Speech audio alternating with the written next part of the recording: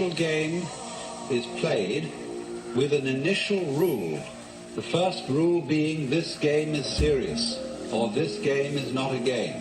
Therefore, there is a tendency within society to resist very strongly any notion that what it is doing is not altogether serious. And at a still deeper level, beneath the level of social institutions, there is also the recognition on the part of the joker that the basic forms of nature are also games. The human game, the rabbit game, the mouse game, the bee game, the tree game, the stone game. Because all these are forms of a musical nature, that is to say, they are forms played for themselves. They are played in the most intimate interconnection and interrelationship with each other. But they don't have any purpose beyond what is happening, in the same way as music and dancing.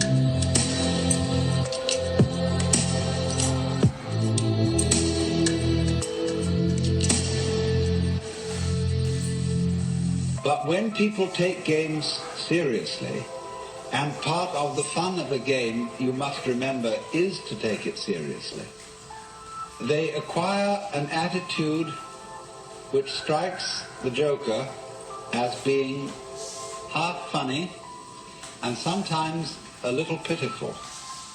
A good joker is inclined, really, not to laugh at people, because if a person is terribly seriously involved, in the sense of the kind of person we call colloquially a square, the joker feels sorry for them because they live a deprived life.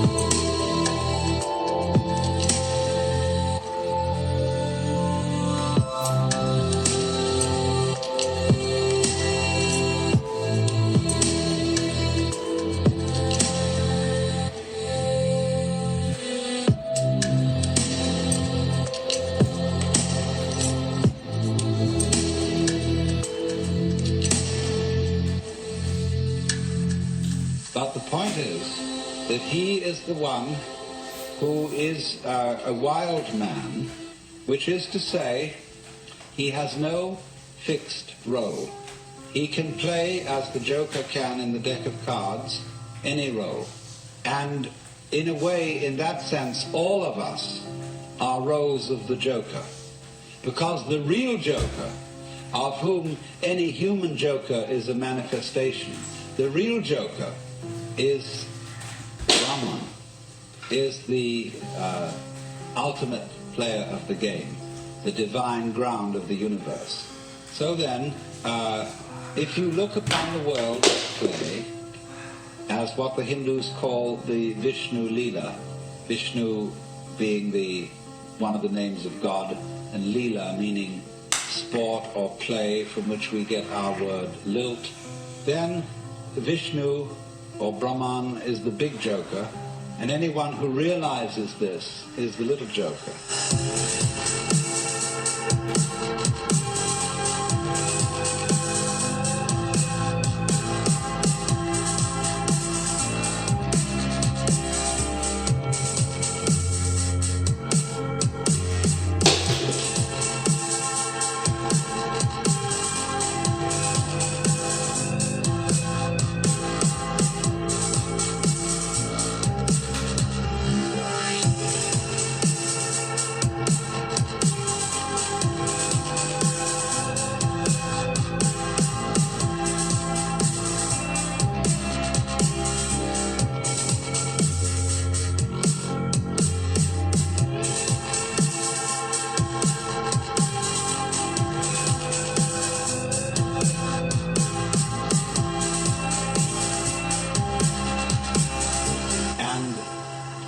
the art of the joker is very paradoxical, because it is to give the show away that it is a game and yet keep the show going on.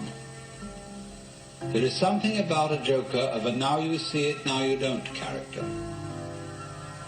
So that even when somehow you find in studying all these Hindu and Buddhist texts that when they're discussing one's awakening to the very final secret, somehow there is the feeling of, well, what did we get? Because you step into a new dimension. You see from the standpoint of this sort of awakening that really and truly you were awakened all the time.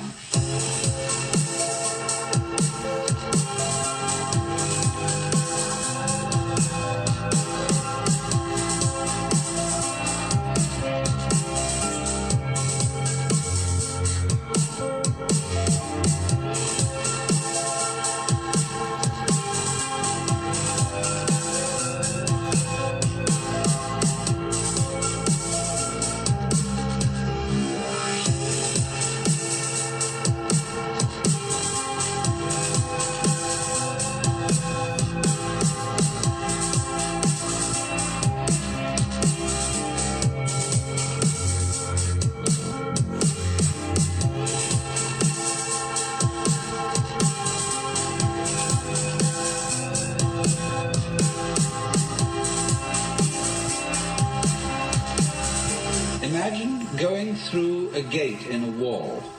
Here is this great barrier. You walk through it, you turn around, and the wall and the gate have both disappeared. And you see you were always there. One of the most extraordinary things that happens in entering into a sort of mystical state of consciousness, one of the most delightful things about it is the discovery that you don't have to stay in ecstasy. That ordinary consciousness is all right too. That is part of the whole total fitness of things. You see that everybody is, as it were, right in the place where he stands. Imagine a pearl necklace, how it's arranged. Down in the center they put the big pearls, and then they trail off slowly until there are very tiny pearls at the back. And so it doesn't matter whether you're a big pearl or a little pearl. You all constitute the harmony of the whole. So they say in Zen Buddhism, a long thing is the long body of Buddha. A short thing is the short body of Buddha. Or in the spring scenery, there is nothing superior, nothing inferior. Flowering branches grow naturally, some short, some long.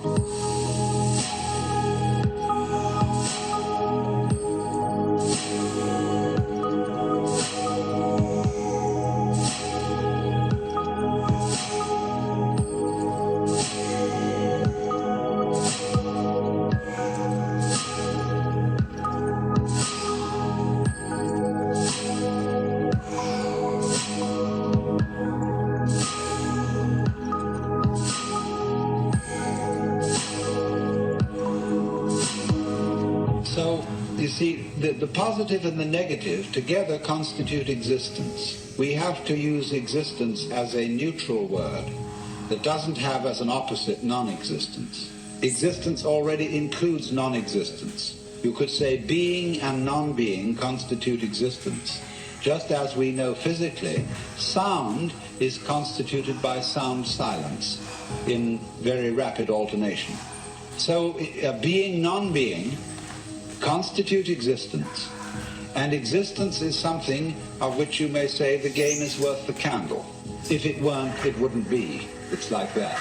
Some people try to say there is good and bad with small g and small b, and they together constitute good capital G. Or one might say that the good of humanity is a curious combination of beneficence and rascality, of reason and passion. And if human beings didn't have those two sides, they would be less than human. Man is in a certain sense redeemed by his passions.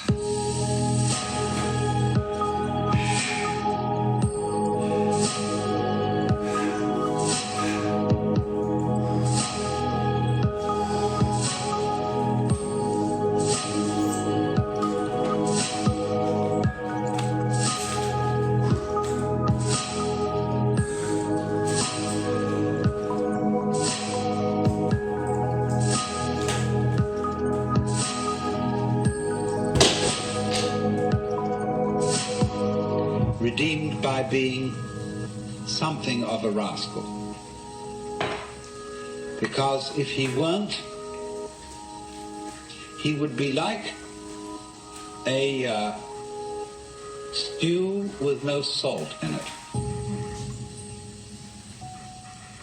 The salt somehow is something that in a large quantity is horrible, but in a certain small quantity, delightful.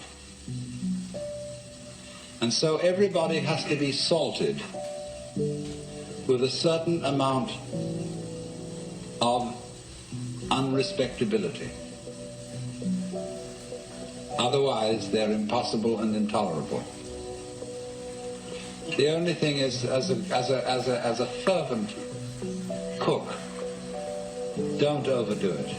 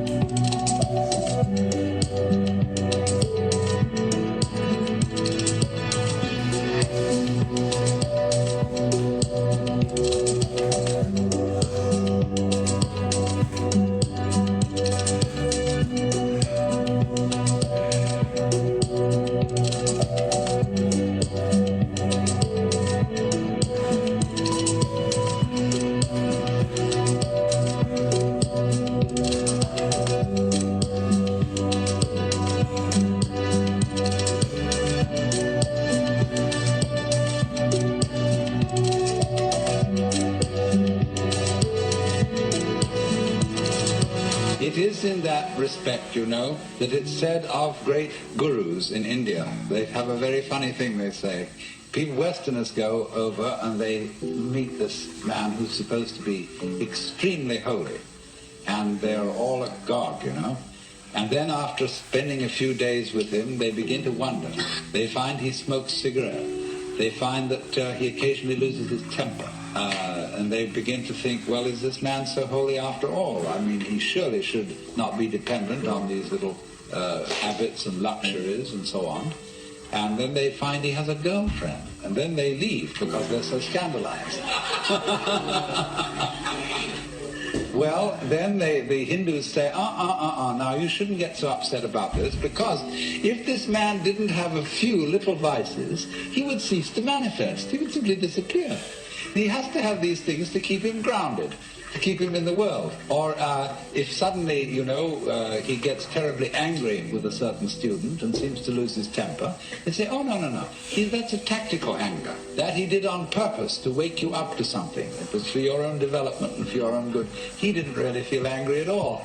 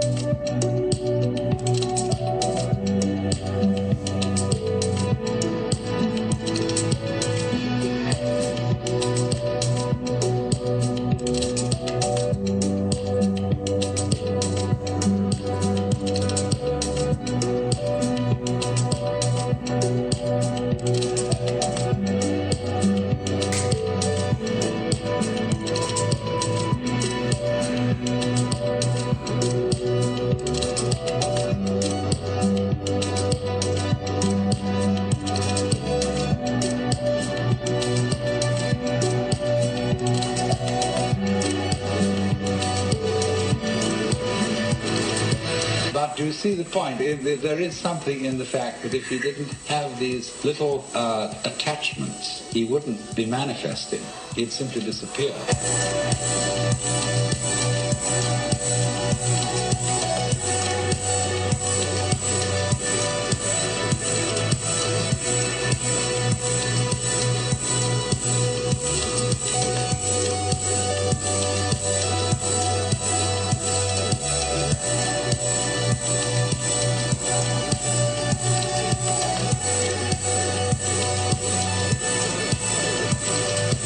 there's something in that, only don't take it too piously. I think you get the point. So then, we now have to explore a very important aspect of the Joker as equivalent to Gurdjieff's Sly Man. You see, he points out the four ways: the monk, the fakir, the yogi, and the Sly Man. And all the first three ways are ways of great difficulty. They involve very, very strenuous discipline. And of course, as we get it through the books about Gurdjieff, the way of the Sly Man involves a discipline too. But I think there's more to be said about the way of the Sly Man than appears in any of those writings, because this is very closely connected with the whole approach of Taoism, the Chinese philosophy of Wu Wei, or non-aggression, and with what is called in Buddhism the middle way.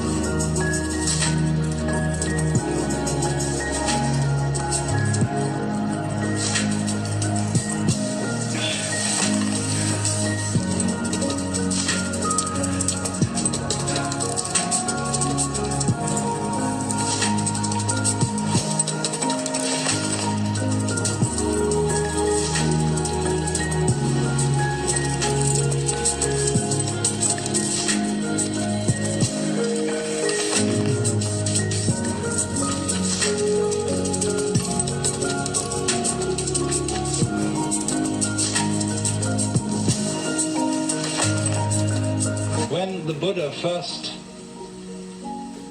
discussed the middle way, he put it like this. He said, to try and solve the problem of suffering by immersing yourself in pleasure only leads to a hangover. To try and solve the problem by asceticism also brings no liberation. You merely get tied up in a kind of masochism where you say, I know I'm right just so long as I'm hurting. And all that is doing is expiating your kind of infantile guilt sense. So he said there is a middle way between asceticism on the one hand and hedonism on the other.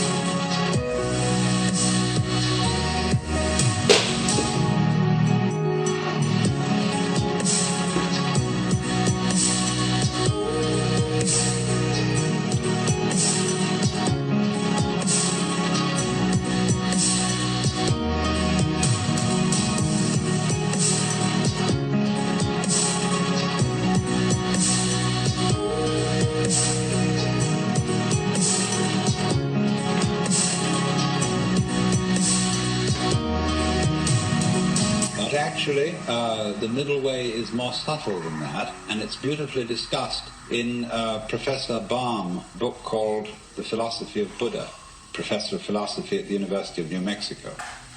And he gives a very, very fascinating analysis of the middle way in the form of a dialogue, whereby it works simply like this. The student brings a problem to the teacher, and he says, I suffer, and it's a problem to me. And the teacher says you suffer because you desire. If you didn't desire, you wouldn't suffer. So try not to desire. And the student goes away and says, I'm not very successful in this. I can't stop desiring. It's terribly difficult. And furthermore, I find that in trying to stop desiring, I'm desiring to stop desiring. Now what am I to do about that? And the teacher replies, do not desire to stop desiring any more than you can. And so the student goes away and practices that. But he comes back to the teacher and said, I still find myself desiring excessively to stop desiring, and it doesn't work. So the teacher says, do not desire too much, not to desire, to stop desiring.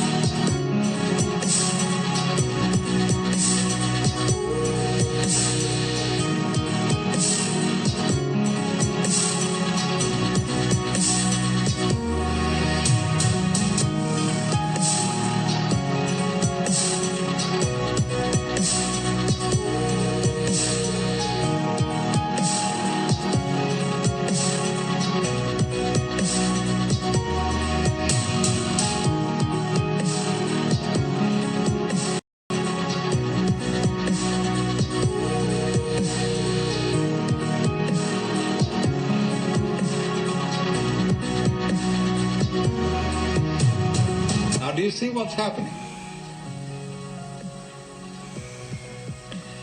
Step by step, almost like Achilles approaching the tortoise, the student is being brought together with himself to the point where he catches up with his own inner being and can accept it completely.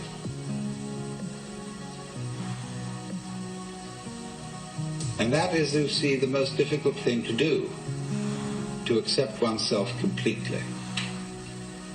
Because the moment you can do that, you have, in effect, done psychologically what is the equivalent of saying in philosophical or theological terms,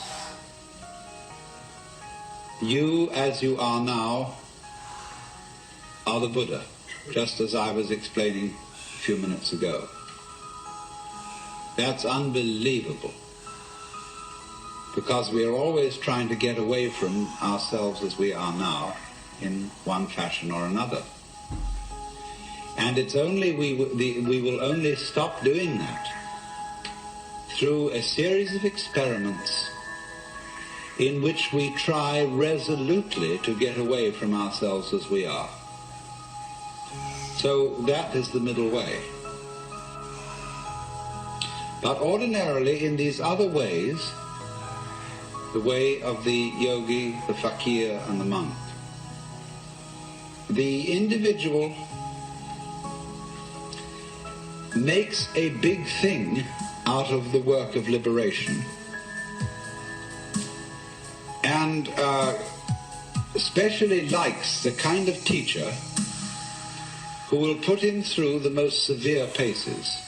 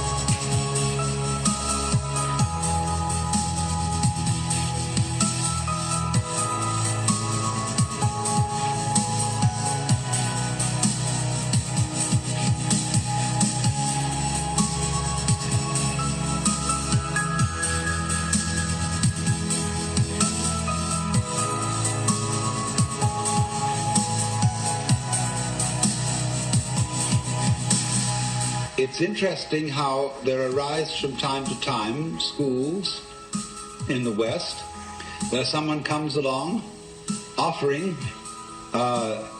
people say, look, it's all very well to go to discussion groups and talk about these things, but that's not the real thing. What you need is really to get down and do some work. And often these teachers are very rude and very stern, but people love it, and such a person will always attract a great following.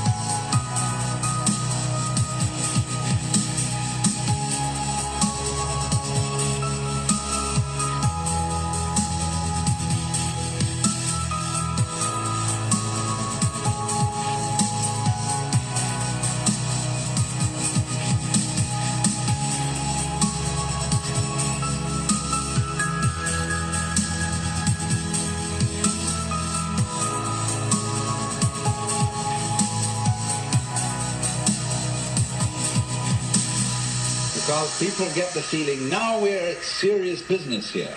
This is really something, you see. And this, you see, though, can be an awful problem. Let's suppose that you have some difficult and distressing habit, like drinking too much. And you're assured that once you've become the victim of this habit, it's an extraordinarily difficult thing to get rid of it, and it requires intense willpower. And so that kills you right off. You're a dead duck from then on. Yeah. It's as if, you see, you had said to the devil one morning, look, I'm going to get rid of you. I'm not going to have anything to do with you anymore. So the devil, who is an archangel and is terribly clever, is all set for you. And because he knows that you are getting out of his way, he surrounds you with greater temptations than you ever imagined.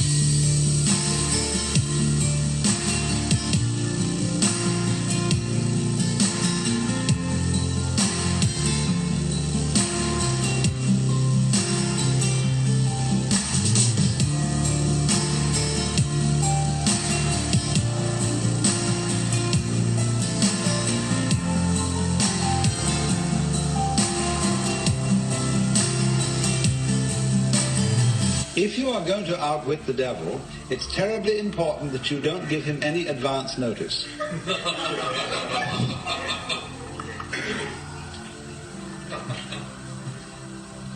And this is where the work of the sly man comes in. Put it in other terms, in Hindu or Buddhist terms, in the popular terms of popular Hinduism and Buddhism. Liberation is getting out of the toils of karma. It's like this. During your many past lives, you've done all kinds of deeds, good and bad, and you are reaping the consequences of these deeds today. And also today, you're setting up future consequences. Now, before you can be liberated, you've got to pay off your karmic debts. And so the moment you set your foot on the path of liberation, you are apt to find that all your karmic creditors will come to your door.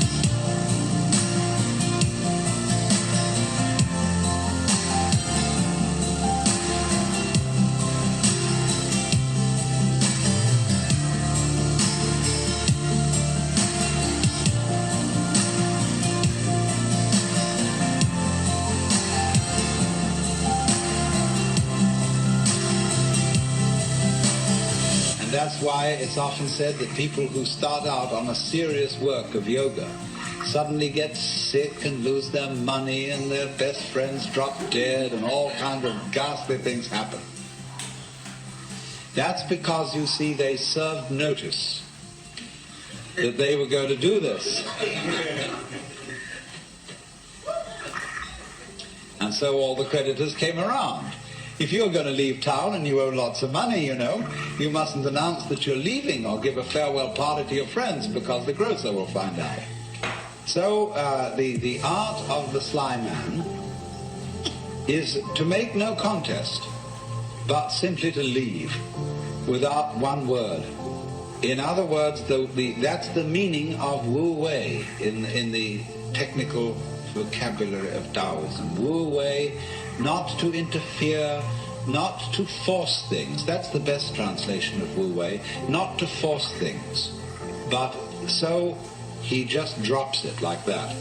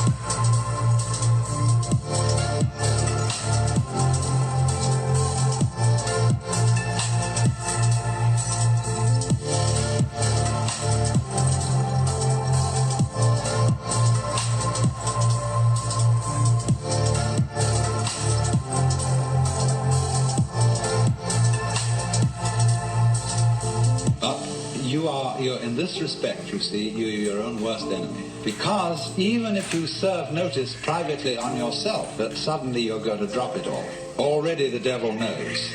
Because who do you think the devil is?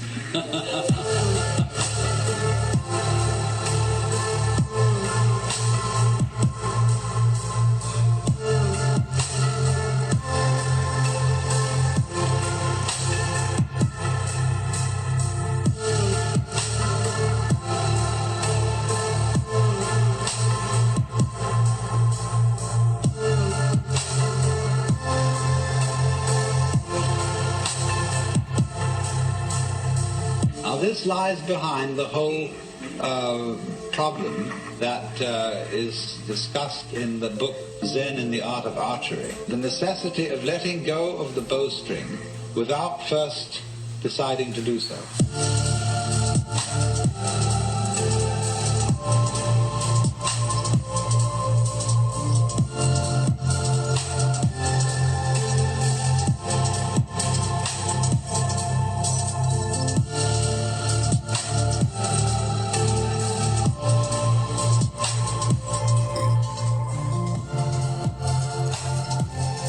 Dedicated to my beautiful boy Harvey. This is what's gotten me through not being with you. Daddy loves you.